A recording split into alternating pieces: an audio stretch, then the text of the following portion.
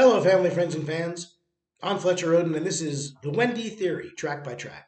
We're going through my 2023 pop album and discussing it track by track, as I do on this series, Fletcher Rhoden, track by track. Okay, so let's get to it. This is a song mostly about fractured romance. It's a power pop kind of album. This song, So Too Can Be We All, is not about romance, just about life. And it's the last song that I recorded, the last song I wrote and recorded. And this song, like a lot of these songs, was recorded fairly quickly.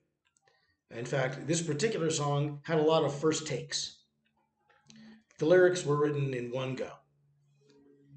The lead vocal was sung in one take. The first take is the take you hear. The harmony vocals too, first take. I'm not saying one complete take after a few attempts. I mean, boom, first take. The guitar solos, first take. This song just fell together. Um, I tell you, I was at a point, I was finishing the album, and I thought, I need something in a minor key. There's nothing in a minor key. And I used the old technique of modulating up. Instead of having a different bridge, I would just modulate up into a different key. And I do that 3 times on this song. I like to modulate. It's a technique that most songwriters and arrangers ignore, but I frankly like it and I use it a lot. It gives a song a certain forward thrust. Modulating is changing key. Let's say the song is in C, and then at a certain point it changes key to D.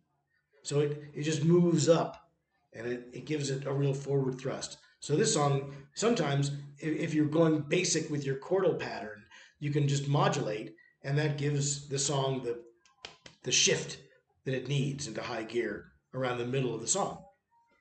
So this song is very basic in its harmonic structure, but it modulates 3 times, and each time it pushes the song forward. So that's a tip from Songwriter's Corner.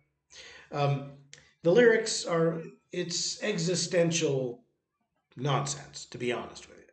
It's just what's the nature of life. It's a song about death, really. It's a song about the end of life and the nature of life, the fleetingness of it, the pointlessness of it, the the meaninglessness of our connections.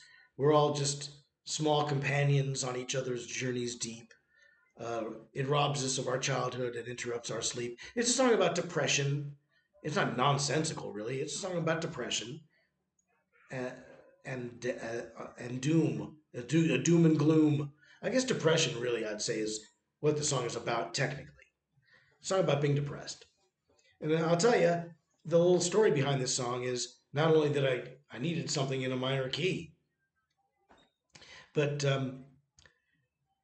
because this album was so the music was upbeat, the lyrics were downbeat. That's where I fell into for this record. But I wanted something where the music wasn't so upbeat, and then the lyrics were really downbeat. It just happened out that way. But this song really was written. I had this fan I mentioned in another analysis video, uh, Oliver Oliver Matson, and he's a musician and a fan of mine and a friend. And so what had happened is his mother died while I was, you know, knowing him on the phone, but having a phone friendship with him. And his mother died. The guy's mother died. So I felt badly about it, and it inspired me to write this song. Um, sort of the song is sort of written to him, saying, so too can be we all. I mean, we're all kind of at a disadvantage, let's just say. And we're only here for a brief time, and then at the end, so too can be we all. We're all going to be dead. We all we're all in the same sad boat, and that boat for each one of us is slowly sinking. It's not a very popular or pop music concept. You know, the morbidity of life, the pointlessness of it all. But, you know, sometimes that's what you want to write. If that's what you're thinking, then that's what you're writing, you know. And it certainly fit the lyrical morbidity of the album. The album's very dark, so lyrically, and so it fit. It made sense, and I liked it. I liked the vocal approach of the growly voice along with the harmony, which is not growly. You can't do that on two voices, but you can mix a growly voice with a smoother, higher voice. History tells us this with the pairings of Louis Armstrong, low and growly, and Ella Fitzgerald, higher and smoother. And these things just go well together. Bob Dylan and Joan Baez, let's say. So it's a technique I like to use, and I do it kind of regularly. It's one of my techniques. Sort of the Leonard Cohen singing alongside Emmylou Harris, like that.